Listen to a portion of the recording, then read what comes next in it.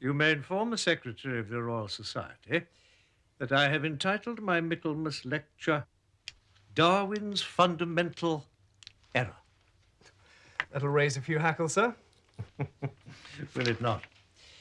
I must be off. You can acknowledge all of these. There's a good job. Thanks. Father? My dear. Did you hear how Roy barked last night? It was dreadful. No, I didn't. Did you hear him, Bennett? I can't say I did, sir. He kept on and on. He howled, too. I'm sure someone got into the garden. An intruder? Yes, because... Oh, Father. Someone looked in at me.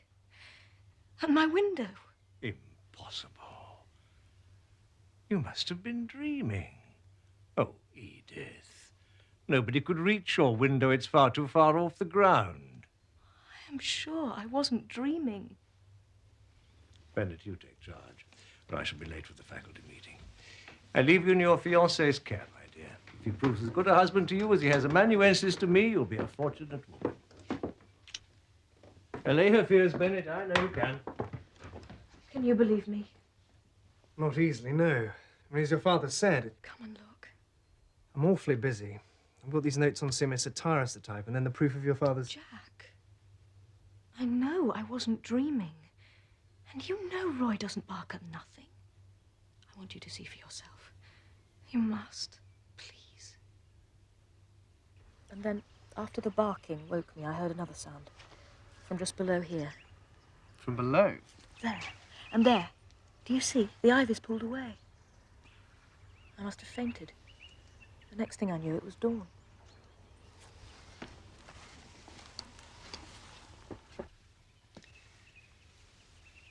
You're quite certain you didn't dream this, Edith? Quite. Jack, I insist you believe me. Very well. And that you inform Sherlock Holmes of the facts. Oh, darling. Or I shall reconsider our engagement. But why? I could not give my hand to a man who doubts my word.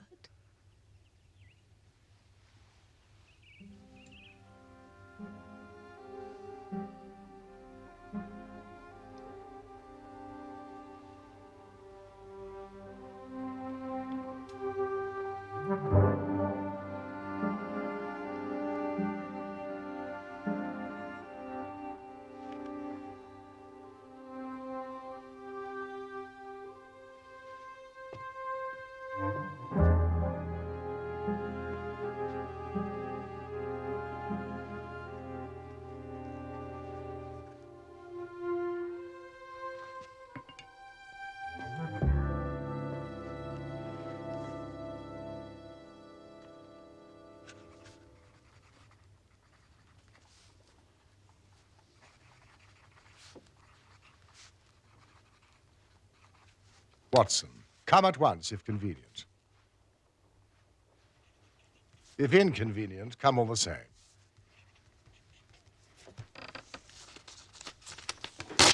Holmes, I got your note, and it is inconvenient. Damned inconvenient. Your old wound is troubling you. No, I prefer to differ. Your step was uneven on the stairs. I have a full surgery, Holmes. You must excuse a certain abstraction of mind, Watson. I see. It's a tangled scheme. I've been looking for a loose end which might unravel it. One such might reside in the question, does Professor Presbury's daughter wake or dream? I'm summoned here for no more than this. You've heard of Presbury? Of course, who hasn't? He's our most distinguished natural scientist. She's a widower with one daughter. She insists someone appeared at her window last night. Miss Presbury's bedroom is on the second floor and is completely inaccessible to even the most agile cat burglar. Read this. Arrived by the 1 o'clock post. Ah. The author already arrives, ahead of his time. A most precipitate young man. Mr. Bennett, my friend and colleague, Dr. Watson. How do you do? Mr. Bennett? Please sit down. No, forgive me. Mr. Holmes, I fear I've made a grave error of judgment. I should not have been in touch with you at all. I've wasted your time entirely. You discovered a rational reason for Miss Presbury's fears. No, I can't say that. Well, it's a delicate matter, but I must beg you to proceed no further. I can, of course, recompense you. Mr. Bennett, your letter was less than frank, was it not? I set out the facts. Not all, I suspect. Probably out of loyalty to your fiancée, Miss Presbury. You're aware of that? As I am of your employer's engagement to Miss Alice Morphy, the daughter of the famous comparative anatomist. She resides next door to the Presburys, does she not? How do you know of the engagement? The Times, July the 1st, September the 5th, respectively. Mr. Holmes' memory is of a photographical order. Quite so. Oh, dear. Mr. Bennett, I do appreciate your predicament. As a scientist and a rationalist yourself, I dare say you're reluctant to accept the evidence insisted upon by Miss Presbury. Further, as a father's trusted assistant, to have recourse to me must smack to you of disloyalty. Exactly. I'm part of the family, except that Edith... Miss Presbury, she was so upset that she... Mr. Bennett, who would you prefer to alienate? Your prospective wife or her celebrated father? You give me a choice of evils. Neither. Then furnish me with the facts, and I will see how I can help you. You may rely on the discretion of both of us. Well, Would you, for example, describe Miss Presbury as an impressionable or fanciful girl? no, quite the reverse. Miss Alice Morphy. Perhaps Professor Presbury's engagement to her came to you as something of a surprise. He is, after all, 3 times her age. And this velour? I prefer that one, with the osprey feathers. Could you ask him, do you think? Father's extremely proud of his orchids. I hate them. They're so... Oh, I don't know, so impure somehow. Do please ask him not to send them any more. There's a sweet friend, Edith, please. Can you not ask him? I couldn't. I daren't. I'm such a coward. Well, Oh, please. You've got so much more character than me. You're as strong as he. but Alice, if you dare not ask this of my father, how will you ever manage those deeper conflicts that occur even in the happiest of marriages? Oh, I don't know. I'm so frightened. Of marrying my father? I wish... No, please don't ask. Let's not speak of it. What do you think of this one? Well, neither Miss Presbury nor I consider her father's infatuation with Miss Morphy to be entirely appropriate. Rather excessive. And her parents had no objections to the marriage? The professor is a respectable widower. And a wealthy man.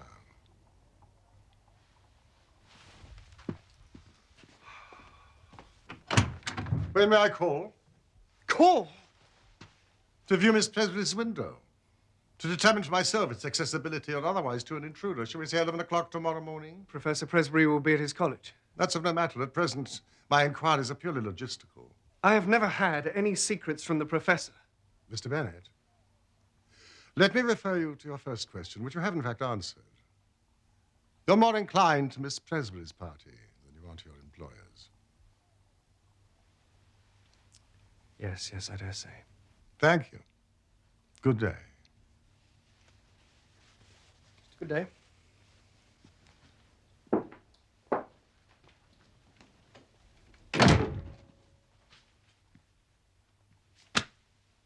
Holmes, you're prying into the affairs of a perfectly respectable family.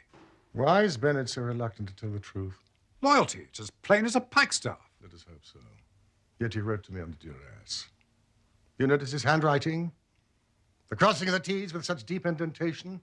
And then upon his arrival, his endeavors to call the whole thing off. No, there's more to this than meets the eye. I do not agree. This case is unworthy of you. I must return to my surgery. Maybe I'll see you tomorrow.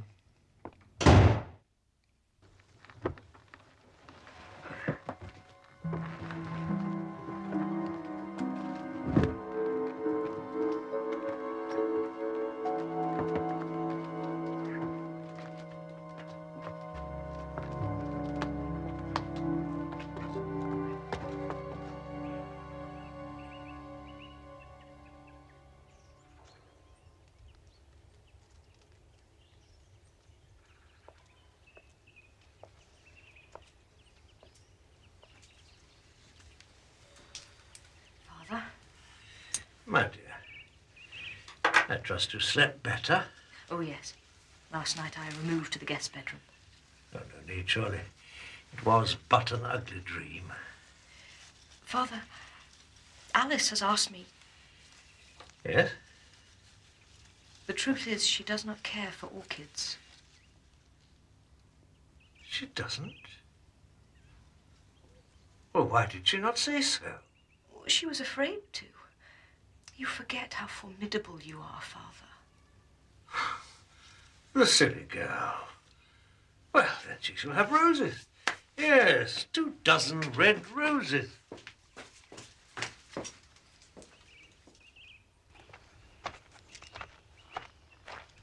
Roy was quiet enough last night. Not to rouse him, sir. Docility itself. Marked change, MacPhail. Aye. He's grown accustomed to his shackles. Poor beast.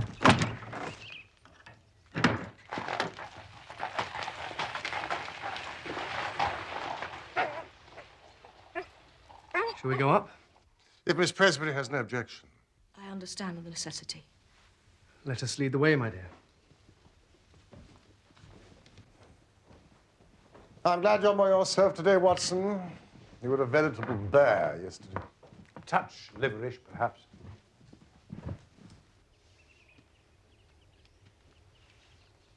This is where the figure appeared? Yes. There's no ladder on the premises that could reach this height. No. Was the window ajar? Yes. I keep the door locked. Did the hand touch the window pane? I don't know. I fainted. Of course you did, of course you did. No, it's a formidable elevation. Yet the ivy is strong. Hedera legriensis. Torn away just here. Ah. Miss Presbury, your father has returned prematurely. No, he mustn't know you're here, Mr. Holmes. That can scarcely be avoided. However, let us go down. The back stairs? Certainly not. Bennett! What did you do in my lecture? Who the devil are you, sir? Father, I'm sorry. Mr. Sherlock Holmes. Who? The detective. Professor Presbury. My card.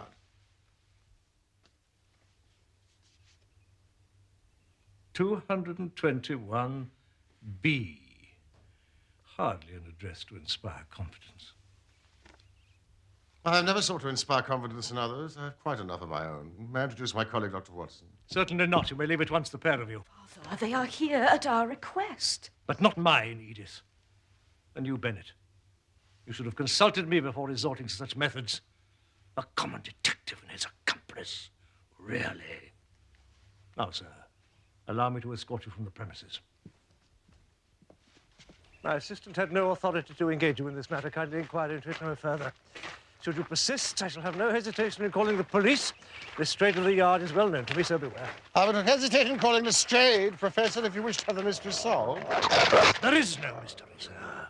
None. Now be gone with you. Or would you have me release my dog? Believe me, he'll not distinguish between a hired snoop and a low intruder. Or will you be gone, sir, will you? We shall, sir, we shall. But you're over the mark. Kindly watch your words. As agreed, despite their ferocious appearance, such dogs are seldom vicious. I'm surprised that Roy needs chaining at all. Unless it is for your safety as much as I.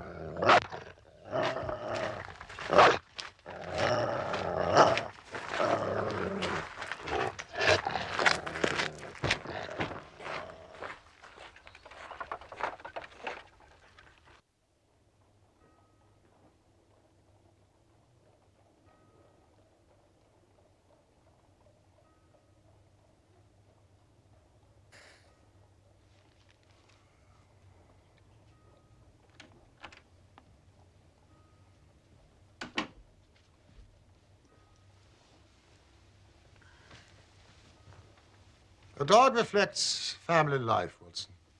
Does it indeed? Who ever heard of a frisky dog in a gloomy home? Or a sad dog in a happy one? Snarling people have snarling dogs. You observed the Presbury's Irish wolfhound as well as I? He growled quite as much as his master as it did us, two complete strangers. That animal did not reserve its animosity solely for the professor. Well, we'll seek verification from young Bennett when he arrives. I sent word by way of Jock MacPhail after our meeting at the Goat and Compasses. Another of your agents, Holmes? The Presbury's coachman. He has charge of Roy. I joined him last night for what he calls a wee Goldie. Now, here's Bennett, precipitate as ever. Come in! Good morning. Mr. Holmes, Dr. Watson. I must apologize for your unfortunate encounter yesterday. But also... There's no need. In fact, it has provided the very first clue to this odd affair. Do sit down. Thank you. Mr. Holmes, I cannot pretend I'm happy to have answered your summons. Of course. And I continue to appreciate the division of your loyalties. It's no small wonder that you have withheld so much.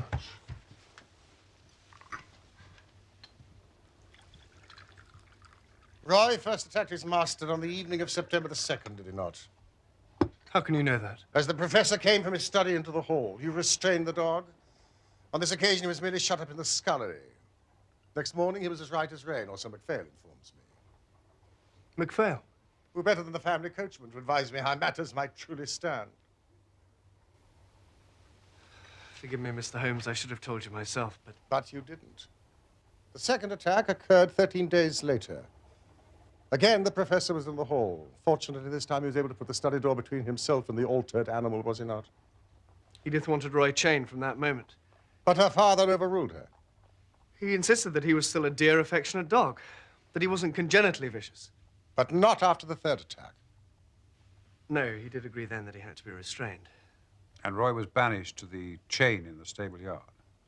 Yes. MacPhail believes that the change in Roy's behavior stems from about 2 months ago. I think it may have. I didn't keep a strict note of it. Consult your fiancé, Bennett, and MacPhail. The precise log of these events may yet prove pertinent. I observed that the professor lectures at the university at 2 o'clock this afternoon. I shall call then. No! I couldn't possibly agree, no! Bennett, Miss Presbury did not dream. Someone or something looked in upon her.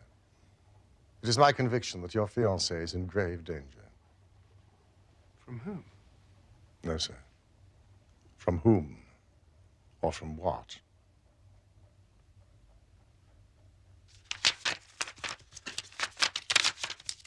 The secretary, you handle the professor's correspondence. Oh, yes, it's my responsibility to open every letter. Has it always been Miss Presbury's habit to lock her bedroom door at night?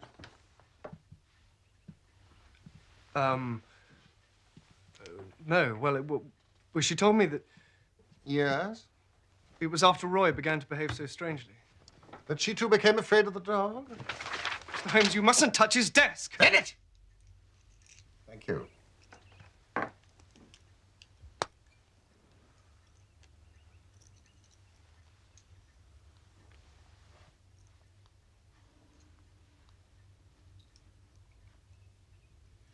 Inform me of the correspondence the professor had with someone called Dorak, inhabiting Cornmead. Oh, no. Commercial Road, of course, EC. It would appear that the professor answers such correspondence himself. Well, again, Again, you've been reluctant to speak. yes. Some 8 weeks ago, he told me that certain missives might arrive from East Central marked by a cross under the stamp. The code? And did they? Regularly? Irregularly. I was to leave them unopened and speak of them to no one. You said missive. They were not letters. Well, some were, others were small packets. And did you observe Professor Presbury's replies? No, they didn't pass through my hands. Yet the evidence would suggest that he did respond. To the Hindu, the dog is a traditional enemy of the monkey. What was that, Watson? What? Nothing. Jack? Oh, I wasn't aware. No, I couldn't tell you. You'd already gone out. I see. I've invited Alice to take tea with us. Do not be too severe upon your fiancé, Miss Presbury. He has acted for the best. And please, will you continue to lock your door at night? The prowler who looked in upon you is no ordinary creature. Good day.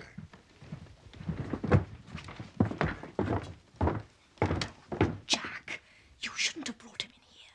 I didn't want to, but he insisted. He says there's grave danger. Was that Sherlock Holmes? The Sherlock Holmes?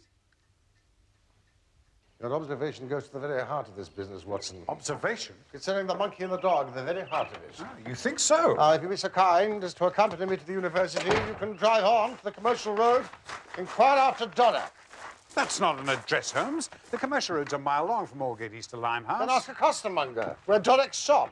Shop? Come on, Watson, I'm going to be late.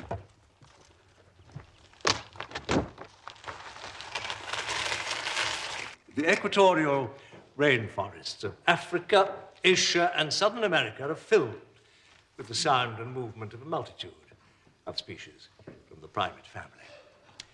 To conclude, therefore, this physical activity, the swinging amongst branches, the flying leaps from treetop to treetop, and loud, raucous calling, not only defines territorial rights in the forest, for example, for food gathering, where the tender shoots of tree and shrub are particularly prized, but also is frequently, among the males, a ritual display, either to warn off unwelcome intruders or to impress a particular female with the sexual potential of the performer. Thank you, gentlemen.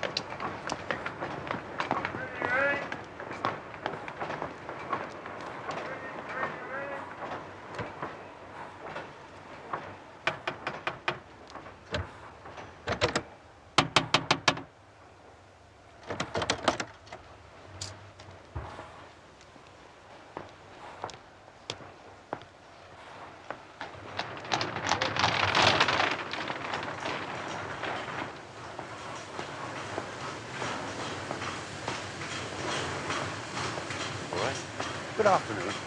Looking for something, are you? I believe there's some livery stables here or nearby. No. No, we got a knacker's yard next door, that's all. Oh, right. Right you are. It's a dead-end cock. Oh, I could see a way through. Yes. Are you a narc or what? Not at all. Out. I'm sorry. I said out.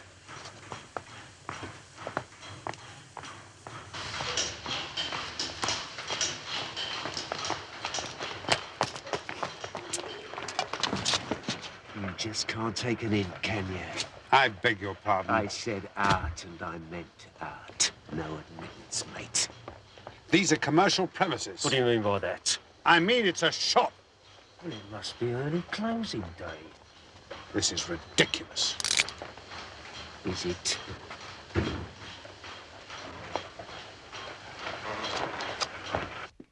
My dear Lestrade, I am astonished that you, a man of your standing, should call upon so petty an errand. Professor Presbury objects most strenuously to your investigations, Mr. Holmes. His complaint is that of unjustified harassment. The justification is yet to be proved. Has Presbury informed you of the facts? Of course. And your conclusions? A girl, half asleep, mistook a cat or a bird or both for an intruder. That's all. Trifle. Such a simple explanation. However, it begs the question of the family dog, does it not? Does it? What dog? Presbury did not mention Roy's part in this affair. Strange. Clearly a partial witness. I suggest you ask him. You're not in full possession of the facts of this complex case. Trust you to say there's more to it than meets the eye, Mr. Holmes. I never concern myself in anything without that stimulus. If you persist, you may find yourself at the wrong end of a private prosecution, you know. Professor Presbury is a determined man. Then we're fairly matched, are we not? I knew it. Well, I've said my say. Mr. Holmes. Strange.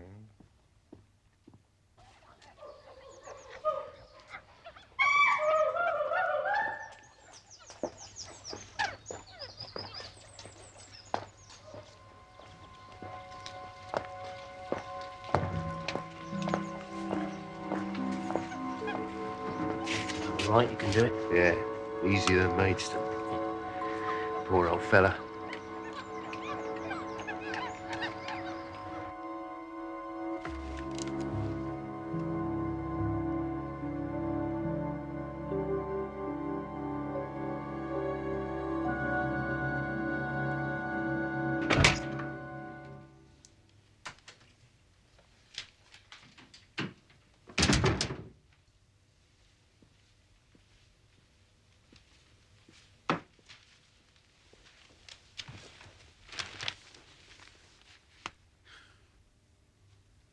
$144.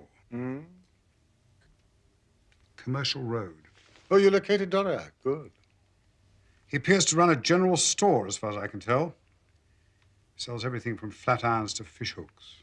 Can you be more specific? Well, can't be a very prosperous business. Why not? Because the general public are not allowed in. Did you discover anything else? Apart from being threatened by an unhelpful brute in an alley at the side, very little. He obviously works there because he followed me back to the shop and threatened me again. Oh, there was another fellow, sharply dressed, loud waistcoat, with a moustache. Sherwood? Yes. Yes, he did. Sounds like Harry Wilcox. More usually of Soho Square than the East End. Anything further? No, not really. Except the smell. There was a very odd smell about the place. Well, what? It's not easy to say. Belonged to the animal kingdom. Straw, stables? More like a zoo.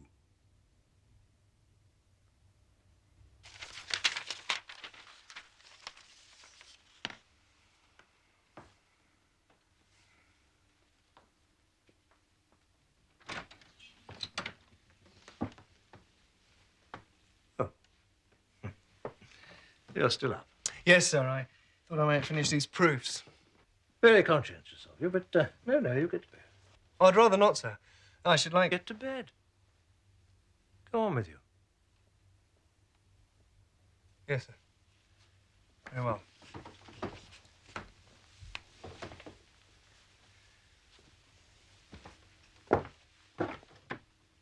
Right, sir. Good night.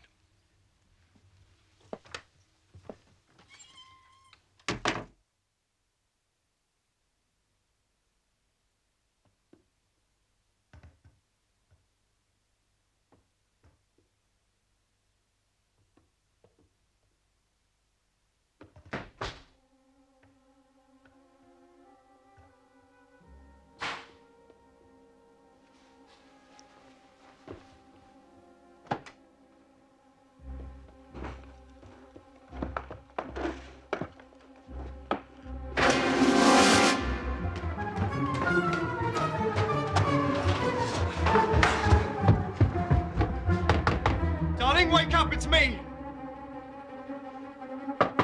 Edith! Who is it? It's me, open the door!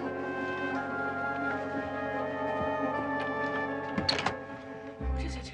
I saw... I can't describe. The intruder. We must rouse your father.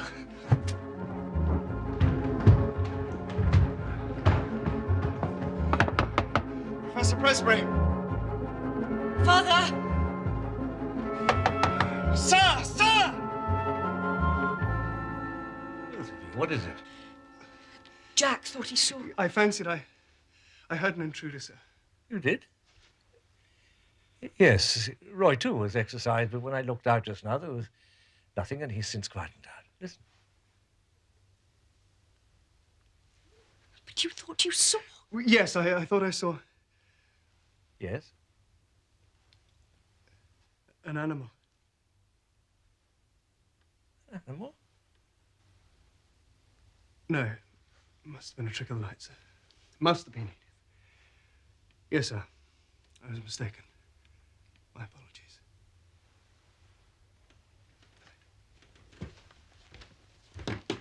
Bennett, Yes, sir.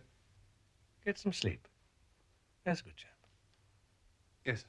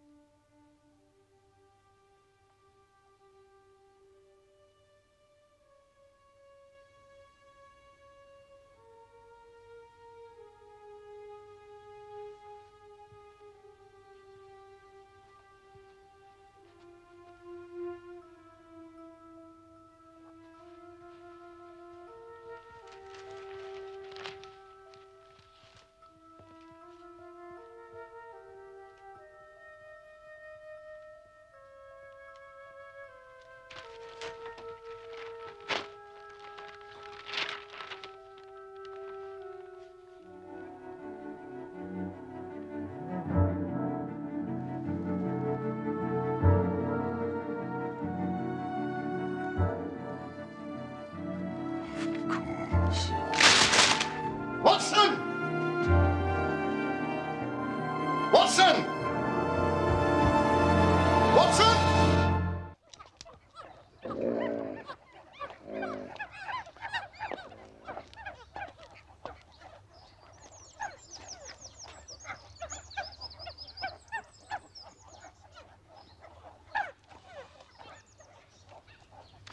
Manifestly, a gang is at work. Other zoological gardens have reported similar thefts. Oh, yeah. My colleagues in Bristol are investigating the theft of 2 rhesus monkeys and a baboon, removed only last week. A travelling menagerie in Oxfordshire have lost a prize chimpanzee, and Maidstone, their finest gorilla. Big Charlie. Yeah. Delightful chap, and knew him well. Oh, they've all disappeared without a trace. And Mr. Holmes, what's his interest? He insisted to me that this may have relevance to another case he has in hand. We like to indulge him when we can. Find anything to the purpose, Mr. Holmes? Nothing much. I warned you. My men have been through it with a tooth comb. The lock was released by Swell Jenkins of Stepney Green. The primate was quietened with a pad of chloroform administered by someone who lavishes their hair with Mr. Brewster of Jermyn Street's pomade. This would suggest that he also sports a waxed moustache, Mr. Brewster being celebrated for his cosmetic wax for gentlemen. If this was so, Lestrade, you could do worse than have a word with Harry the Tash Wilcox of Soho. Good Lord, Holmes. Your nothing much would be anyone else's a great deal. Yes, well, I'm sure my men will arrive at the same conclusion once their reports are at hand. You will also naturally have noticed, Lestrade, that this is the 6th reported theft of a mature male primate in as many weeks. Is it? 6? Oh, exceptional. The gender of the animals removed is, I suggest, of the essence. Good day.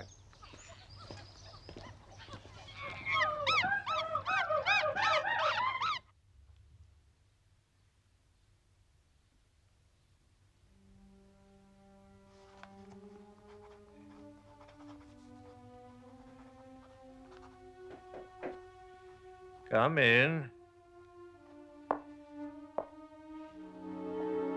My dearest Alice. I'm not interrupting your work. No, no. I wasn't seriously engaged. Just some notes of future inquiry, nothing more. Shall we go through to the drawing room? This is hardly the place to entertain a young lady. No. Oh, dear. My dear child, what is the matter? I ought to have said before. What? There. You must take it back. Oh, but Alice. I can't marry you. I shouldn't have said I would, but I was afraid to say no. Please take it back. Nonsense, this is simply a... No! You must take it. There. I'm sorry. Alice! No! You're old. You're too old.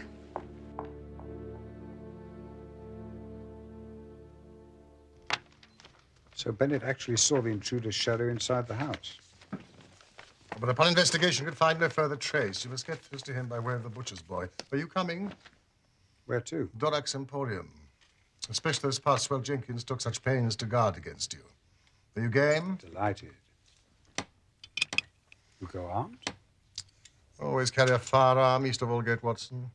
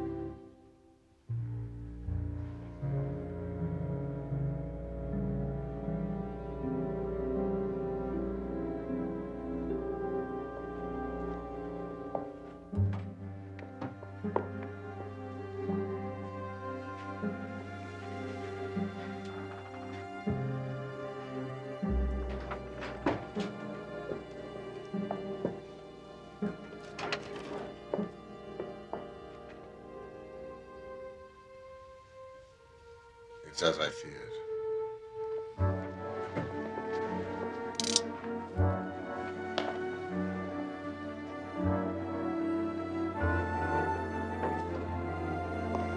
We was reckoning on a visit, Mr. Holmes. Wilcox! Jenkins.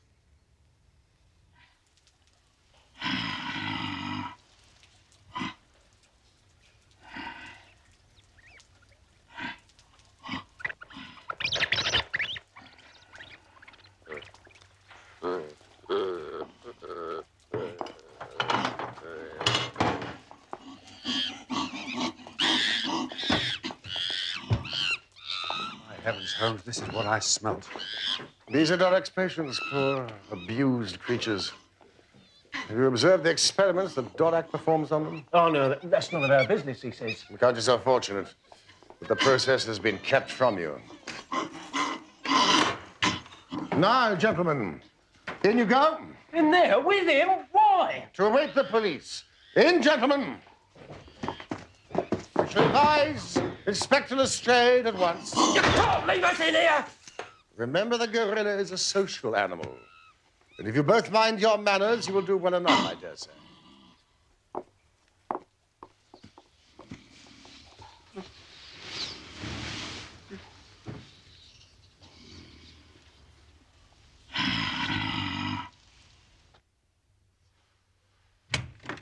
Ah, Mr. Bennett and Miss Presbury.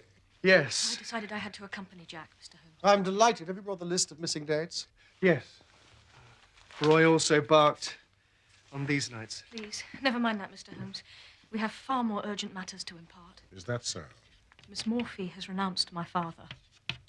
She's returned his ring? Today. Since when he has remained locked in his study. Every time I've knocked, he shouted abuse at me. We fear. The logic of it, Watson. Of this progression, do you see it? Please. The first three occasions are self-evident. We know of those. What happened on the 5th of October? Roy barked all night. And on the 12th, too. There are also days upon which the professor received packages from London East Central. This is the date on which the face appeared at the window 4 nights ago. Yes. And this is where the shadow appeared last night. Of course! The common factor is 2. Always the gap decreases by 2 days. Numbskulls. And today is the 21st of October. Did? Yes. Package arrived this morning. The crisis is upon us. Last night was but the precursor. Come, we must go at once. Come along. I'll explain on the way.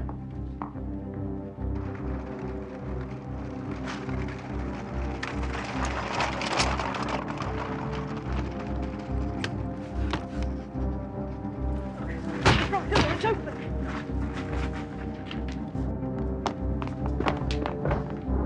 Bennett, examine upstairs. What?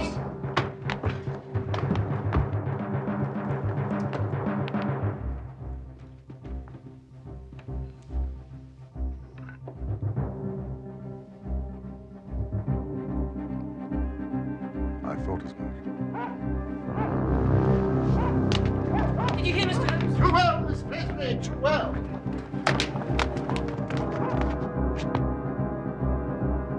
Up there. Look!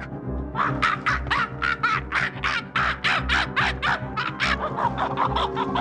heavens, Holmes, you were right.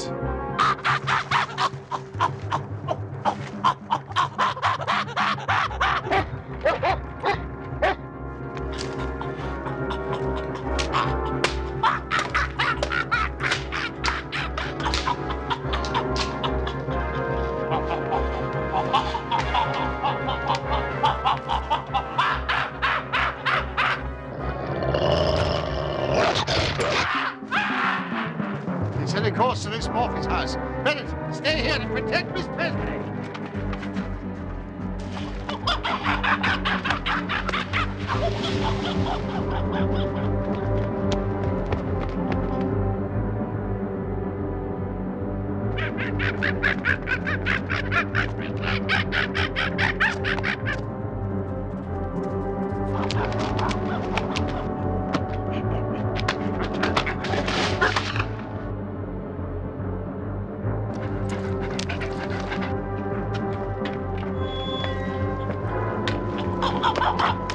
He's aiming for that balcony. Locked. Men in this high street.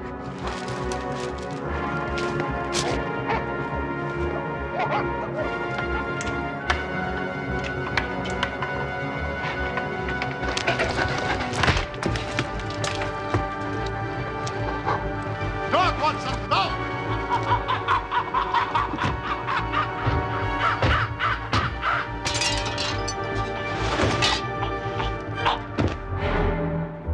Stay away. Please, stay away.